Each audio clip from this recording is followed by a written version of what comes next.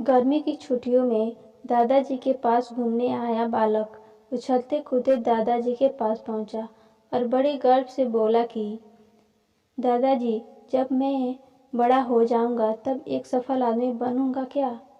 आप सफल होने का कुछ उपाय बता सकते हैं?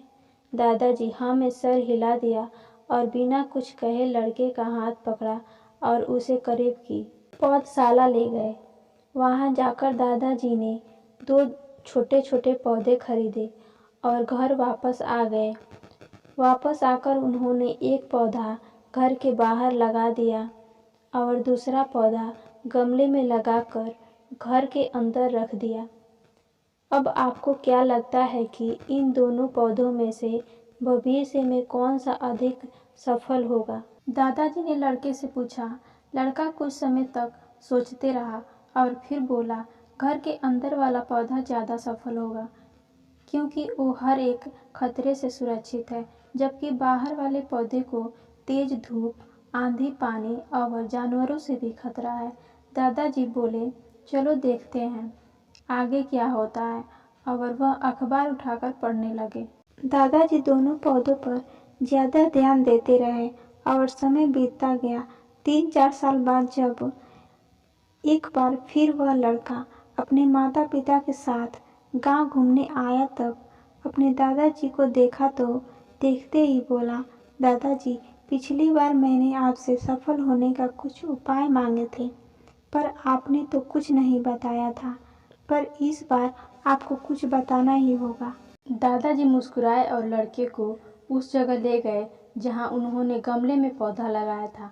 अब वह पौधा एक पेड़ में बदल चुका था। लड़का बोला, देखा दादाजी, मैंने कहा था ना कि ये वाला पौधा ज़्यादा सफल होगा। दादाजी ने बोला कि अरे, पहले बाहर वाले पौधा का हाल तो देख लो। और ये कहते हुए दादाजी ने लड़के को बाहर ले गए। बाहर एक विशाल पेड़ गर्व से खड़ा था। उसकी शाखाएं दूर तक फैले हुई थी और उसके छांव में खड़े राहगीर आराम से बातें कर रहे थे। अब दादाजी ने पूछा, बताओ कौन सा पौधा ज़्यादा सफल हुआ? लड़का कुछ शर्माते हुए बोला, बाहर वाला। लेकिन ये कैसे संभव है? बाहर तो उसे ना जाने कितने खतरों का सामना करना पड़ा होगा। दादाजी मुस्कुराए और बोले, हाँ, बाहर वाले पौधे को बहुत सी चीज़ों से सामना करना पड़ा, लेकिन समस्या का सामना करने से अपने फायदे भी तो हैं।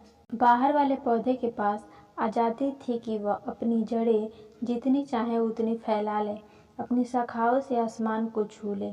और तुम जिस आंधी तूफान से इस पेड़ के लिए मुसीबत समझते थे, उसी आंधी तूफान ने ही इस पेड़ की जड़ों को इतना मजबूत बना दिया है कि आज एक छोटा सा आंधी तूफान इस पेड़ का कुछ भी नहीं बिगाड़ सकता। बेटे, अब जो मैं तुम्हें बताने वाला हूँ, उसे अगर तुमने अपने अंदर बैठा लिया तो तुम जिंदगी में जो कुछ भी करोगे उसमें सफल हो जाओगे।